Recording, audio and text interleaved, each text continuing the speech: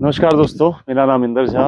स्वागत करता हूं अपने चैनल पे एसेट रियल्टी पे। जैसा कि आपको पता है, इस चैनल पे हम आपको डेली अपडेट्स देते रहते हैं प्रोजेक्ट के लिए, रेजिडेंशियल, एनसीआर, कमर्शियल और दिल्ली एनसीआर में देते थे। लेकिन आज एक नई जगह के साथ, आपने जो ये मेरे सामने देख रहे हैं, एक आपको लग रहा होगा कि मैं किसी रिवर के सामने खड़ा हूँ। तो ये एक कनाल है दोस्तों, और आपको लग रहा होगा कि ये बाय नेचुरल बना है, लेकिन मैं आपको अगर बताऊं तो ये हैंडमेड रिवर है। और आज जहां मैं खड़ा हूं, मेरे आप चारों तरफ देख सकते हैं, आज मैं हूं गुजरात के अंदर, अहमदाबाद से 100 किलोमीटर दूर धुलेरा, अ न्यू एरा, उसके फेज 1 में खड़ा हूं मैं।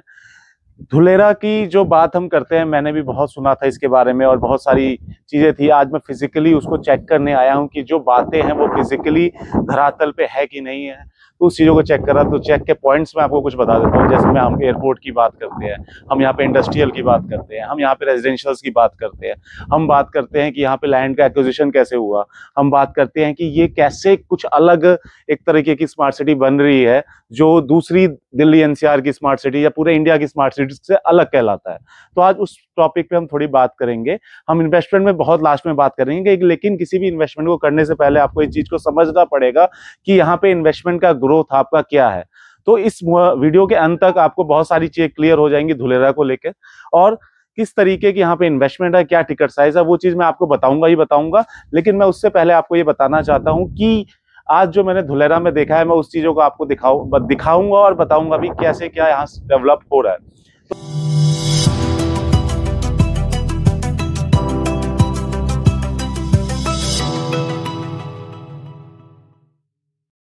तो हम बात शुरू करते हैं धुलेरा। धुलेरा पड़ता है गुजरात के अंदर, अहमदाबाद से 100 किलोमीटर दूर ये पड़ता है। और यहाँ पे मैं अगर बात करने जाऊं तो ये टोटल एरिया जो है वो 900 किलोमीटर का ये पूरा एरिया है, जिसके अंदर 33 गांव आते हैं। 22 गांव में अथॉरिटी बना के उसको डेवलप करने के लिए एक डिसीजन लिया गया। इसकी जो शुरुआत हुई थी वो 2007 में हमारे prime minister doctor Manmohan Singh द्वारा हुई थी कि सिंगापुर और दुबई, जैसे दुबई का आपने नाम सुना होगा, शेख जायद रोड है वहां पे, तो शेख जायद रोड जैसे पैरेलली चलती है, उसके दोनों तरफ डेवलपमेंट्स है, आप देखोगे रेजिडेंशियल, इंडस्ट्रियल, इसी तरीके से उन्होंने भी अपना एक सोचा कि हमें भी इंडिया में कहीं ना कहीं इस तरीके का एक प्रोजेक्ट लाना चाहिए जहां पे हम अपने जो क्वालिटीज, इंप्रूवमेंट, ग्रीन फील्ड, सब चीजों को कर सके। तो इंडिया के अंदर लैंड्स बहुत हैं, बट कहीं पे पहाड़ हैं, कहीं पे समतल जमीन नहीं है। बहुत सारे चैलेंजेस होने के बाद जो उनके दिमाग में एक चीज आई, और गुजरात गवर्नमेंट, जिस टाइम में मोदी जी यहाँ के सीएम हुआ करते थे, उनसे कंसल्ट करने के बाद एक धुलेरा जो आपका गुजरात में पड़ता है, उस चीज को लेकर पास किया गया कि हम यहाँ पे कर सकते हैं। क्योंकि धुलेरा एक बहुत ही पूरी, कह सकते हैं आपकी, ये बंजर लैंड थी जिसको रिवाइव किया गया है, प्लांटेशन की जा रही है, सब कुछ एक नए तरीके से किया जा रहा है। जिस लैंड का कोई उपयोग नहीं हो सकता, आप मेरे बगल में देख सकते हो, वहां पे एक चलती फिरती रिवर है, ठीक है, जो कि हैंडमेड है। और मैं आपको बता दूं, ऐसी एक नहीं, ऐसी 8 है। 8 रिवर्स यहाँ पे बनाई जाएंगी। एक्चुअल लेवल पे स्मार्ट सिटी हो, ना ही सिर्फ खाना पूर्ति के लिए हो, और उनसे बड़ा और अच्छा हो। शंघाई से ये 6 गुना बड़ा इंडस्ट्रियल सिटी है। और यहाँ पे जो काम शुरू हुआ है ना, वो माइनस से कह सकते हो दोस्तों कि माइनस से शुरू हुआ है और उसको प्लस में लाया गया, बिकॉज एक वेटलैंड और एक खाद, आप कह सकते हो बेसिकली बिना उपयोग की किसी लैंड पे यहाँ पे जीरो से स्टार्ट किया, और सारी चीजें लाने के बाद, चाहे एयरपोर्ट रोड, जो मैं आपको पहले भी बता चुका हूँ, सारी चीजें पहले आएंगी, फिर जाके बसावट यहाँ पे होनी चालू होंगी। तो किसी भी चीज के लिए वो अच्छा रहता है कि ट्रांसपोर्ट पहले पहुंचे और बसावट बाद में है।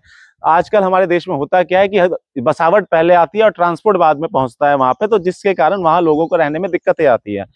तो ये चीज थी। तो मैं आपको वहां बता रहा था कि 2007 में उन्होंने ये देखा। उसके बाद 2014 के आसपास जब इनमें लेआउट सेंक्शन प्लान हुए, संघाई का बहुत बड़ा हेल्क्रो ग्रुप ने ही इसका मास्टर प्लान रेडी किया है, जिसने संघाई और दुबई जैसे शेख जायद रोड का उन्होंने भी मास्टर प्लान रेडी किया था, जो स्मार्ट सिटी बनी थी। तो आप ये समझ सकते हैं कि किस लेवल पे ये धुलेरा के अंदर मास्टर प्लान बनाया गया था।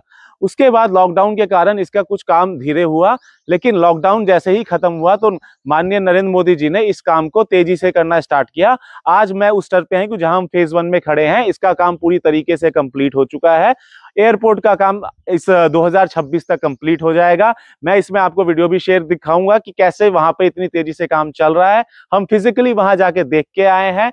अगर मैं तो धुलेरा की जब हम बात करते हैं तो मैं सबसे पहले यहाँ पे लोकेशन की बात करता हूँ कि आज की राइट टाइम की सिचुएशन क्या है यहाँ पहुंचने के लिए और आगे क्या सिचुएशन हो जाएगी पहुंचने के लिए।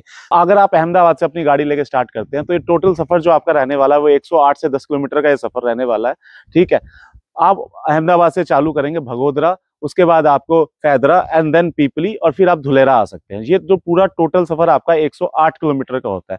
लेकिन जो अभी हमारा नया एक्सप्रेसवे बनने जा रहा है, जिसका दिसंबर में हमारा करीबन काम खत्म हो जाएगा इस साल के अंत तक होते होते, उसके होने के बाद आप सीधा अहमदाबाद से सीधा धुलेरा आ सकते हैं। वो आपका सफर 80 किलोमीटर का हो जाएगा और जो आपको समय लगने वाला है वो 40 से 50 मिनट का हो जाएगा। तो आप इस चीज से ये भी समझ सकते हैं कि अभी Dholera smart greenfield smart city बनने जा रही है, लेकिन उससे पहले वहां एक्सप्रेसवे की कनेक्टिविटी दे दी गई है कि बस पहुंच जाए, चाहे वो बस हो, जंक्शन हो, ट्रेन हो और चाहे वो किसी भी तरीके का जरिया हो, पानी के भी थ्रू हो, तो वो वहां पे हम पहुंचा पाए। तो ये गवर्नमेंट की सबसे पहले दिन से ये चीज रही है। तो इस प्रोजेक्ट जो बनाया जा रहा है धुलेरा ग्रीनफील्ड स्मार्ट सिटी जो गवर्नमेंट बना रही है, तो इसको शंघाई और शेख जायद रोड जो दुबई में है उसके तर्ज पे बनाया जा रहा है कि यहाँ पे एक एक्सप्रेसवे जो आ रहा है अहमदाबाद से जो भावनगर की तरफ जाएगा अंत में, उसके बीच में पूरी की पूरी एक लाइन होगी जो एक्सप्रेसवे की, उसके दोनों तरफ आपकी इंडस्ट्रीज, रेजिडेंशियल, कमर्शियल सब कुछ रहेगा और एक सिटी बसाई जाएगी। अगर मैं बात करता हूँ इस सिटी में क्या क्या अट्रैक्टिव पॉइंट्स है जो इसको हर इंडिया की हर स्मार्ट सिटी से अलग करते हैं, तो जो यहाँ के रोड हैं उसके नीचे के अगर सूरज सिस्टम की बात करूं तो आपने हॉलीवुड मूवीज में देखा होगा बहुत ज्यादा कि 12-12 फीट के आपको सूरज सिस्टम दिखते होंगे जिसके अंदर गाड़ियां भी चल सकती है। तो उस लेवल का यहाँ सूरज सिस्टम है।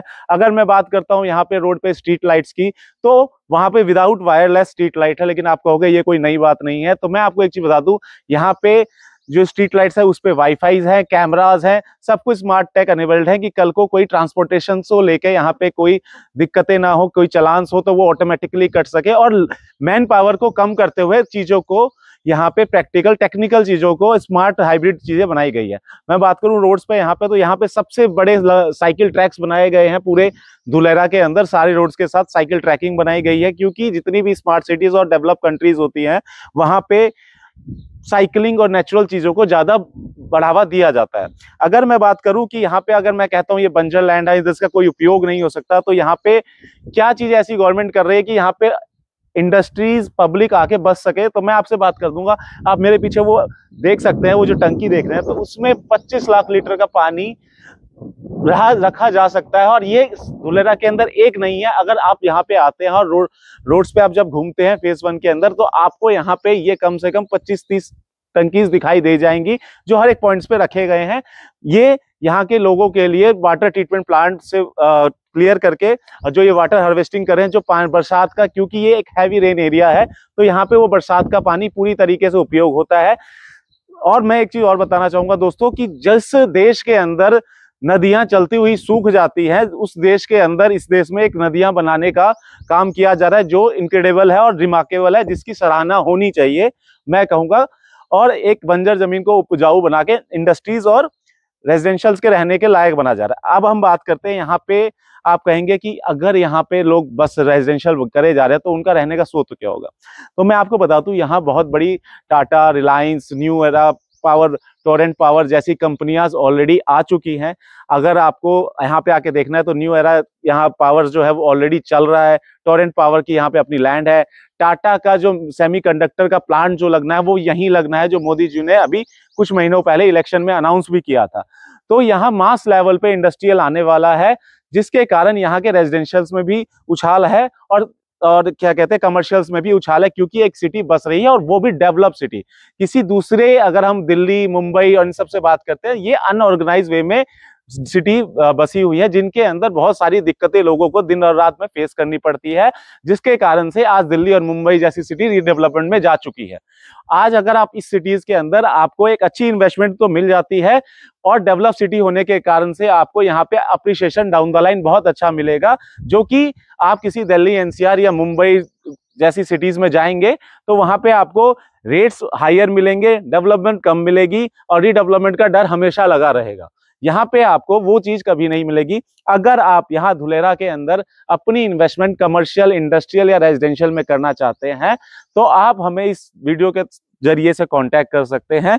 जो मैं आपको टेंटेटिव यहाँ बता दूं कि ये जो धुलेरा का एरिया है और इसके अंदर जो बातें मैं आपको बताना चाह रहा हूं, तो हम यहाँ पे जो प्लॉट साइज की अगर बात करें धुलेरा के आसपास की, तो यहाँ पे मात्र आपको 100 गज का प्लॉट 5 लाख रुपए से स्टार्ट हो जाता है। और हम अगर बात करें अंदर के एरियाज की, तो ये लोकेशन के हिसाब से अपने रेट्स वेरी करते हैं। बात करूं जैसे वाटर हार्वेस्टिंग के लिए काम करना चाहते हैं, तो जैसे वीडियो के शुरू में मैंने आपको दिखाया, ऐसी 8 कनालें यहाँ पे बनाई गई हैं। तो अगर आप यहाँ पे इन्वेस्टमेंट करना चाहते हैं तो इससे अच्छी अपॉर्चुनिटी आपको नहीं मिल सकती है। तो प्लीज नीचे दिए गए नंबर पे कॉल कीजिए, हमारी टीम आपको best after sale service, best discount, best deal देगी। धन्यवाद।